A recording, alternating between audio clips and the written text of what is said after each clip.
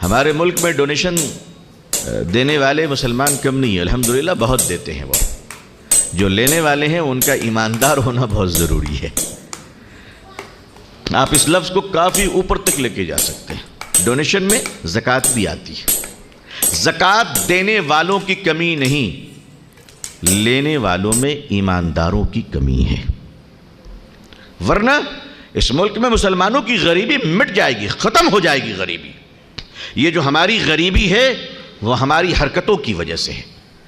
معافی چاہتا ہوں، یہ جو ہماری غریبی ہے اس ملک میں، یہ غریبی ہماری بے ایمانی کی وجہ سے ہے۔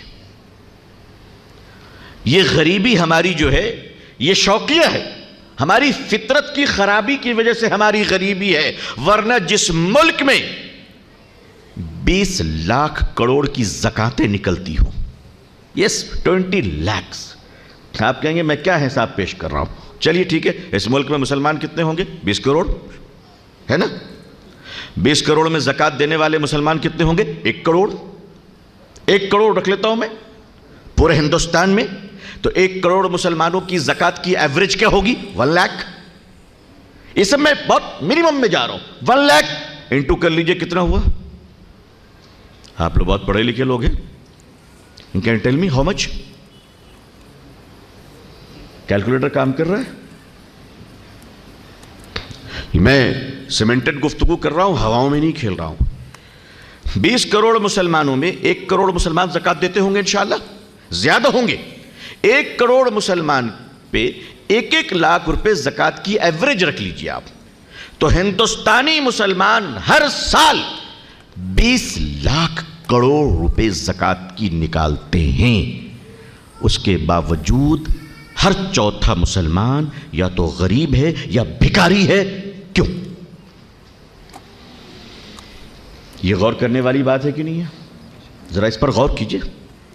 20 لاکھ کروڑ زکوٰۃ نکلنے کے باوجود ایک غریب مسلمان اپنی بیٹی کی شادی کے لیے مسجد میں بھیک کیوں مانگتا ہے؟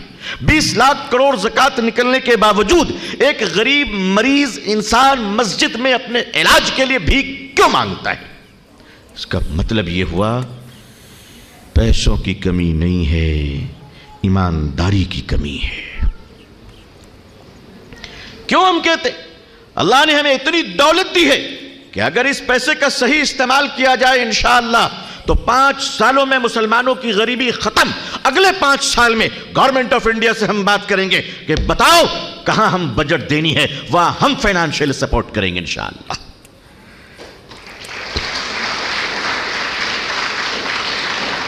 اب آپ بتائیے کہ ہم لینے والی قوم ہوں گے یا دینے والی قوم ہوں گے؟